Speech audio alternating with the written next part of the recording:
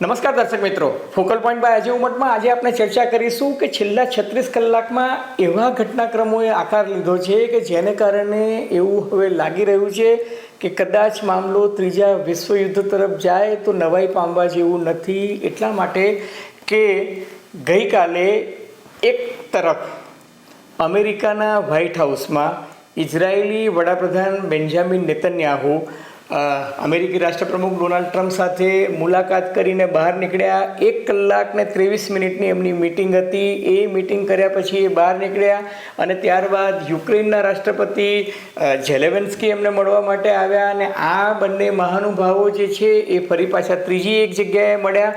એ બરાબર છે, પરંતુ જ્યારે આ મિટિંગ અમેરિકાના વ્હાઇટ હાઉસમાં ચાલતી હતી ત્યારે બીજી તરફ ઈરાનના લડવૈયાઓ એટલે કે ઈરાનના લશ્કરે જોર્ડન પર હુમલા કર્યા અને જોર્ડનમાં પણ અમેરિકી છાવણીઓ પર ચૂન કે હુમલા કર્યા. એટલું જ નહીં, હોર્મુઝની ખાડીમાં 3 જહાજો જે છે એ ફૂંકી માર્યા, મિસાઇલ વર્ષા કરી.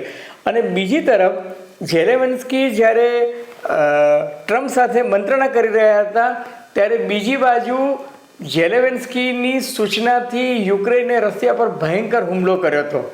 અને ત્રીજી તરફ સાઉદી અરેબિયાએ ઈરાકમાં જઈને ઈરાકના શિયા મિલિશિયા જે છે એના પર હુમલો કર્યો હતો. તો ચોથી તરફ યમનના હુથી લડવૈયાઓએ સાઉદી અરેબિયાની ઓઇલ રિફાઇનરી પર હુમલો કર્યો. હવે તમે વિચારો કે 36 કલાકમાં જે ઘટનાક્રમ બન્યો એનાથી અમેરિકી સેન્ટકોમ અને અમેરિકી લશ્કરી પ્રવક્તાએ એકદમ આઘાત અને આશ્ચર્ય વ્યક્ત કરતાં કહ્યું કે અરે ભાઈ, અમારી પર હુમલો શા માટે કરો છો? જ્યારે અમેરિકી રાષ્ટ્રપ્રમુખ ડોનાલ્ડ ટ્રમ્પે કહી દીધું છે કે ઈરાન પર હવે હુમલા રોકી દેવામાં આવ્યા છે, એટલે ઈરાન પર અમે હુમલા નથી કરતા, તો ઈરાને એકાએક અમારી પર હુમલો શા માટે કર્યો?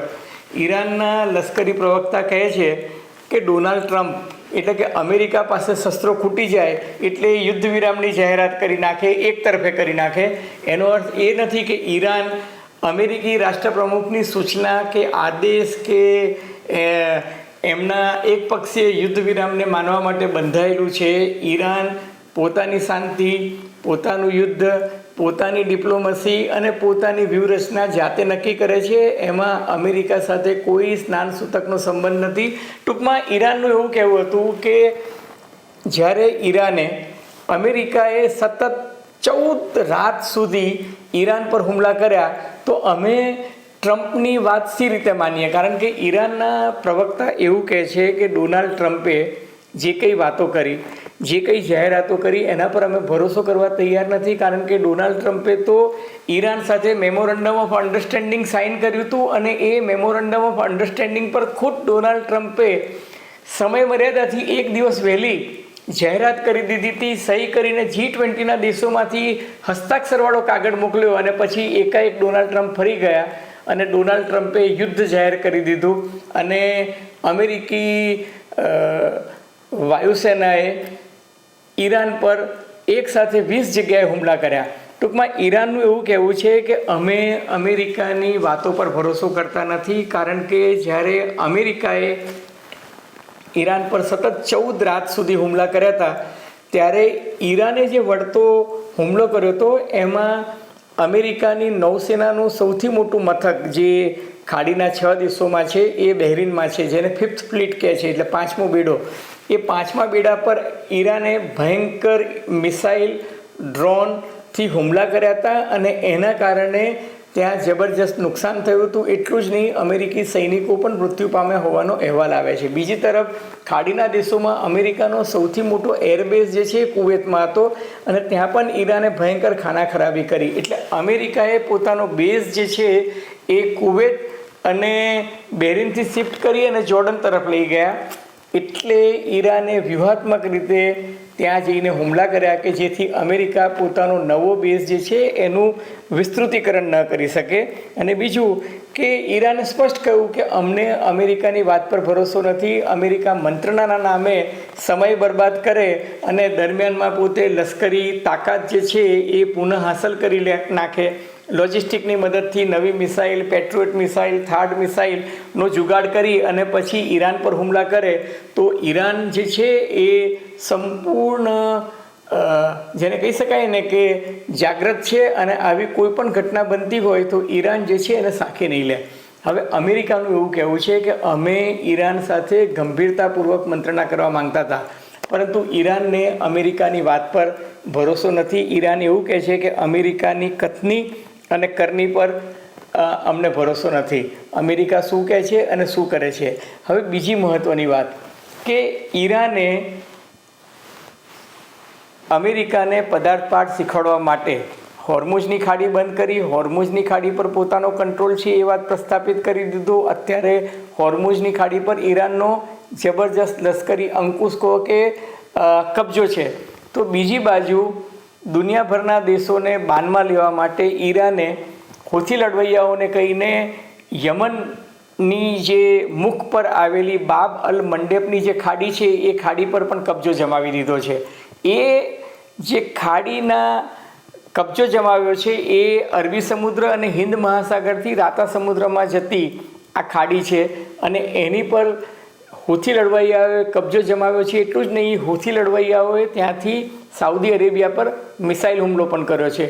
હવે એ મિસાઇલ હુમલો કર્યા પછી ગઈકાલે સાઉદી અરેબિયાની ઓઇલ રિફાઇનરીમાં તો 3 વખત હુમલા થયા, પરંતુ ત્યાં ડ્રોન અને મિસાઇલ અટેક બીજી દિશામાંથી આવ્યા.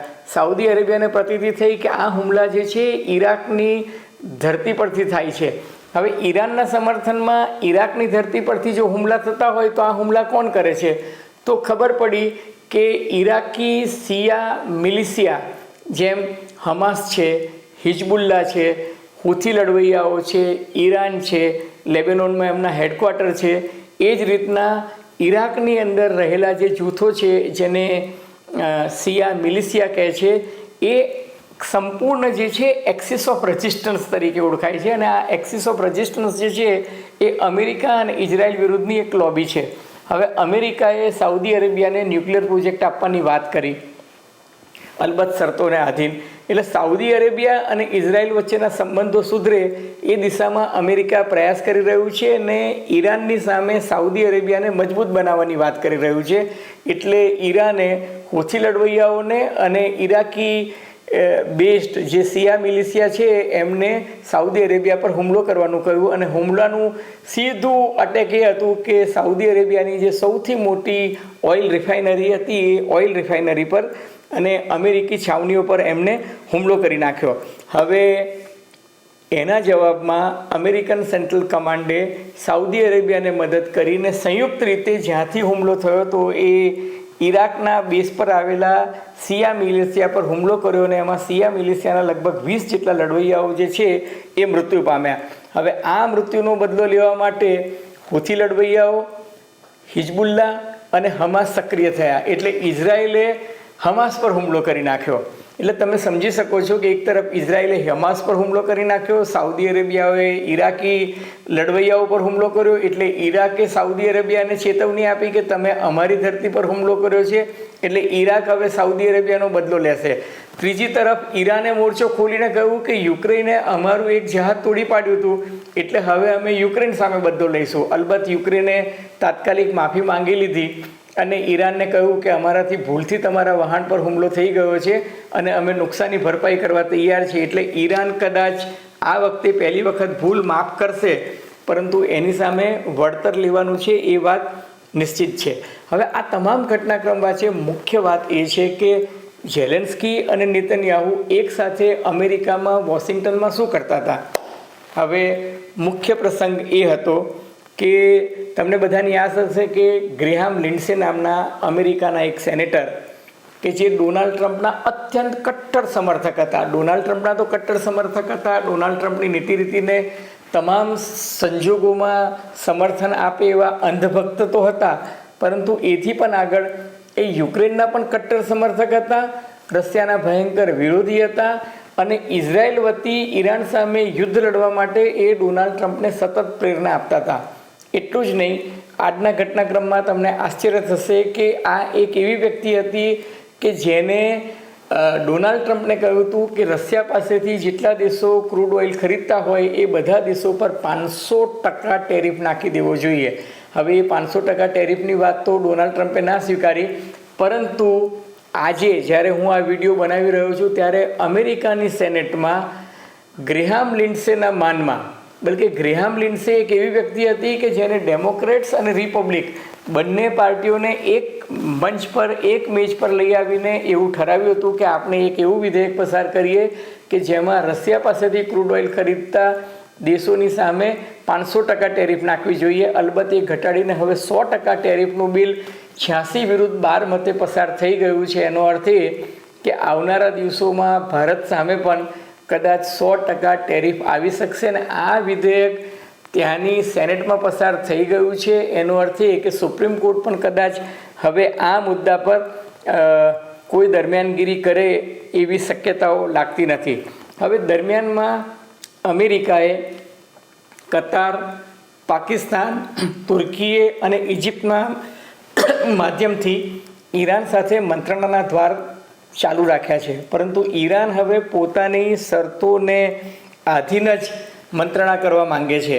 એટલે આ આખી વાત જે છે એના માટે ડોનાલ્ડ ટ્રમ્પે નેતન્યાહુને અમેરિકામાં વ્હાઇટ હાઉસમાં પોતાના ઉચ્ચ લશ્કરી અધિકારીઓ અને એના ઉપરાષ્ટ્રપતિ જેડી વાન્સ સાથેની મુલાકાતમાં નેતન્યાહુ સાથે આખો રિવ્યૂ કર્યો કે ભાઈ ખાડીના દેશોમાં શું ચાલી રહ્યું છે.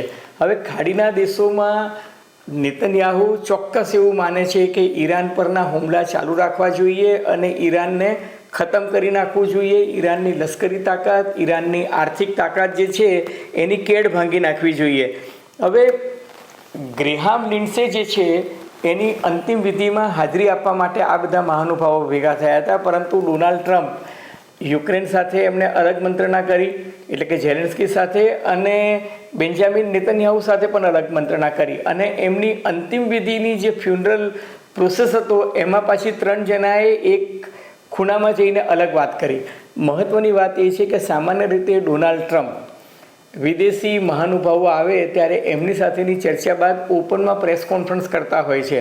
પરંતુ આ વખતે બહુ જ નોંધપાત્ર બાબત એ રહી કે ડોનાલ્ડ ટ્રમ્પે બેન્જામિન નેતન્યાહુ સાથે અથવા તો ઝેલેન્સ્કી સાથેની જે મંત્રણા થઈ એ મંત્રણાની ન કોઈ પ્રેસ કોન્ફરન્સ કરી, માત્ર એક સંયુક્ત નિવેદન આવી ગયું કે મંત્રણા જે છે એ બહુ જ મહત્ત્વની હતી, વ્યૂહાત્મક હતી અને ઈરાન અને રશિયાની પરિસ્થિતિ અંગે ચર્ચા કરી. હકીકત એ છે કે અમેરિકા હવે ઈરાન પર ધુઆપોવા થયું છે. અમેરિકા ઈરાન પર દબાણ કરી રહ્યું છે કે મંત્રણા માટેનો અમારો મુસદ્દો જે છે એ સ્વીકારો. પરંતુ ઈરાન જે છે અમેરિકાને મચક આપતું નથી, કારણ કે હવે આ વિધેયક જે ત્યાંની સેનેટમાં પસાર થઈ ગયું છે એનાથી ચીન અને રશિયા બંનેના ઇકોનોમિક ઇન્ટરેસ્ટ જેને કહી શકાય એ હર્ટ થયા છે. કારણ કે રશિયા પાસેથી ક્રૂડ ઓઇલ ખરીદનારા દેશો પર પણ 100% ટેરિફ આવવાનો છે. એમાં ચીન અને ભારત ઉપરાંત સ્લોવેકિયા, હંગેરી અને અઝરબૈજાન આ 5 દેશોનો સમાવેશ થાય છે. એટલે ભારત અને ચીન આ ઘટનાક્રમથી પીડિત બનશે, એમાં તો કોઈ બેમત છે જ નહીં. રશિયાને પણ નુકસાન થવાનું છે. એટલે રશિયા અને ચીનની એક અલગ ધરી રચાઈ રહી છે અને રશિયા, ચીન ઈરાનને મદદ કરી રહ્યા છે. અને એટલે જ ઈરાન જે છે એ અમેરિકા સામે હુમલો કરવાનું સાહસ કરી રહ્યું છે.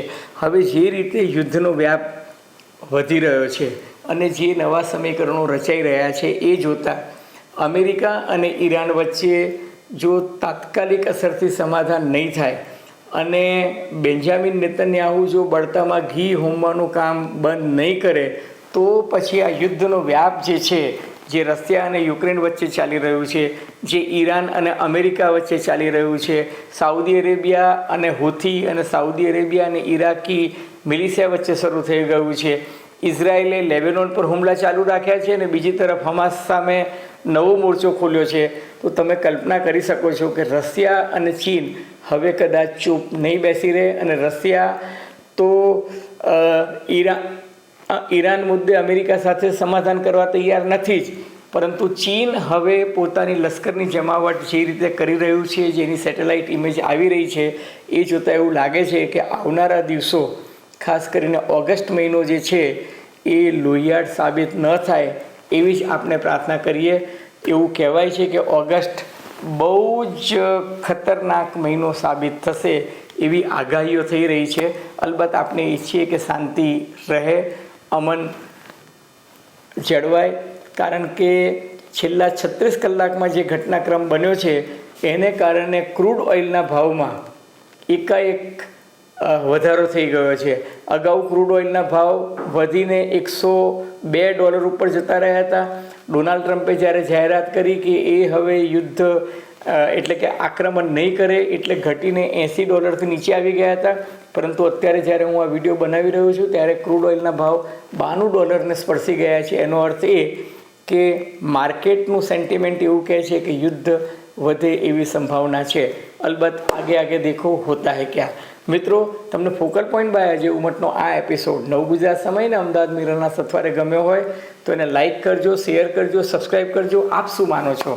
તમારી ટીકા, ટિપ્પણી, અવલોકન અમને ગમશે. ધન્યવાદ. ખૂબ ખૂબ આભાર.